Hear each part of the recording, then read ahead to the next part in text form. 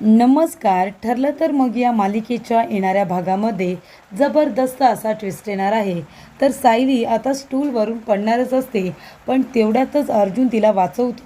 तिला खाली पडू देत नाही आणि जेव्हा अर्जुन सायलीला उचलून घेतो, तेव्हा सायलीचा पाय प्रतिमाला दिसतो आणि आता खूप मोठा दृष्टांत इथे प्रतिमाला झालेला असतो.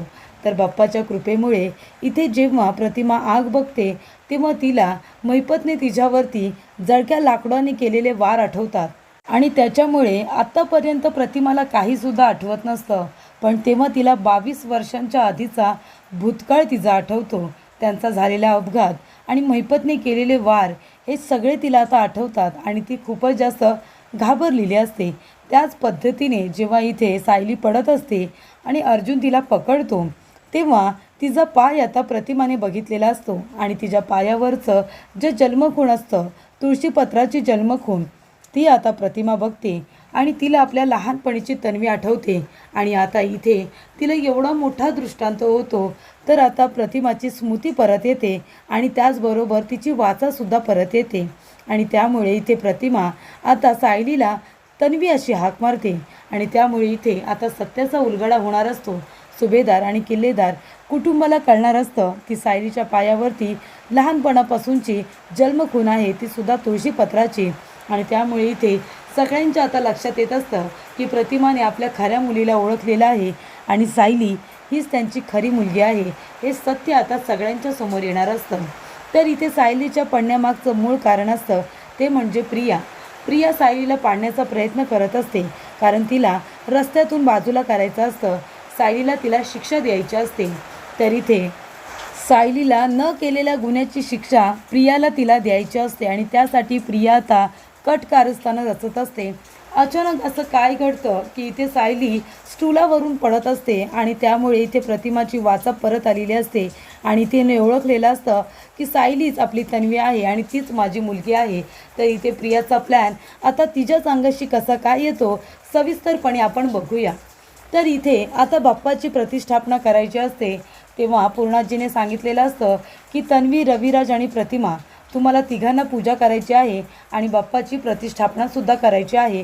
तेव्हा तिघेही सकाळी लवकर तयार राहा.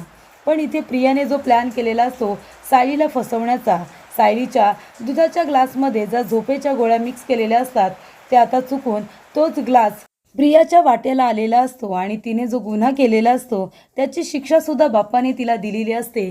तर इथे सायलीच्या जागी आता प्रिया इथे झोपून राहिलेली असते आणि त्यामुळे पूजेचा मान हा सायलीला मिळालेला असतो. आणि तेव्हा इथे आता झोपेतून उठून जेव्हा प्रिया बाप्पाच्या इथे येते, तेव्हा पूर्णाजी, रविराज काका सगळेजणच आता प्रियाला खडे बोल सुनावतात. तर इथे प्रिया सायलीला जेव्हा अपमानास्पद बोलते, तिला नीच बोलते, तेव्हा रविराज काकांना राग येतो आणि ते आता प्रियाच्या कानाखाली देतात. कारण इथे सायलीला बोलल्यामुळे रविराज काकांना सुद्धा राग येतो.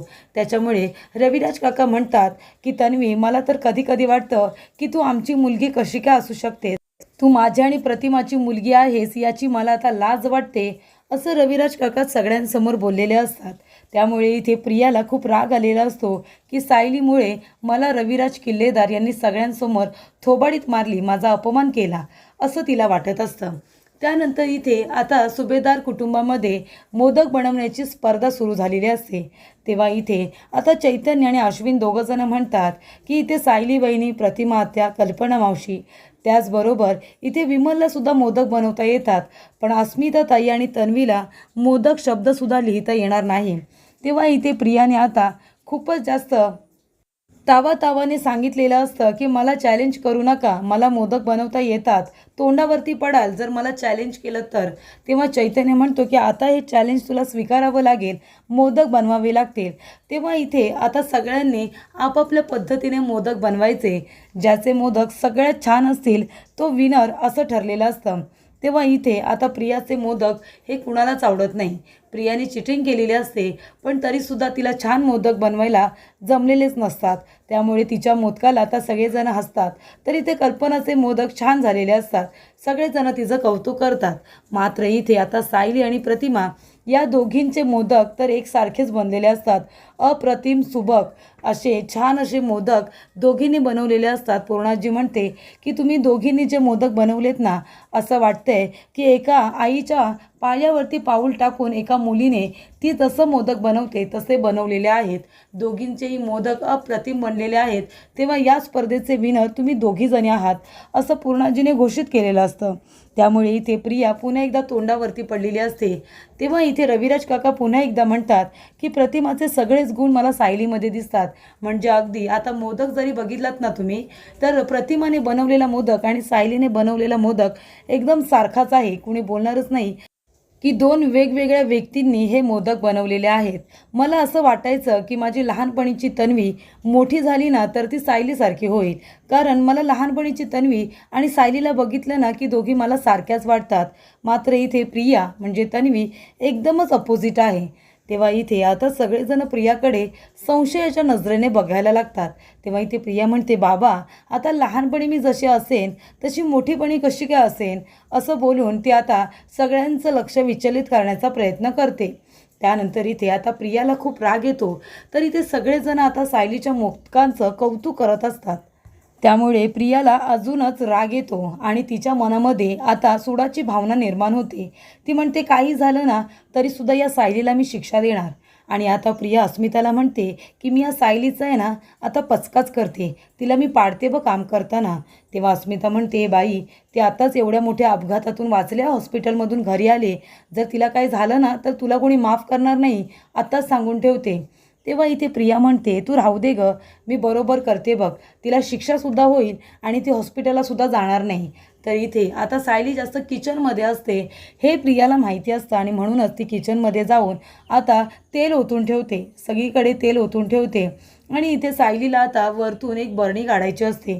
तेव्हा ती बरोबर तेलावरतीच तो टेबल ठेवते आणि आता टेबलावरती चढल्यानंतर आता सायली वरच्या कपाटातून बरणी काढत असताना टेबल 13वरून घसरतो आणि तेलावरून टेबल घसरल्यामुळे आता सायलीचा तोल जातो आणि ती खाली जोरात पडणार. तेवढ्यातच तिथे अर्जुन येतो आणि तिला अलगद पकडतो. तेव्हा इथे अर्जुनमुळे आता सायलीचा जीव वाचलेला असतो, नाहीतर पुन्हा एकदा प्रियामुळे सायलीला हॉस्पिटलमध्ये जावं लागलं असतं. पण अर्जुन अगदी वेळेत येतो आणि आता सायलीला अलगद पकडतो. तेव्हा इथे अर्जुन जोरात ओरडतो. त्याच्या आवाजाने सगळेजण तिथे येतात. तर इथे अर्जुनने अलगद सायलीला उचललेलं असतं आणि दोघेजण एकमेकांच्या प्रेमात अखंड बुडून गेलेले असतात. एकमेकांच्या डोळ्यात ते बुडून गेलेले असतात.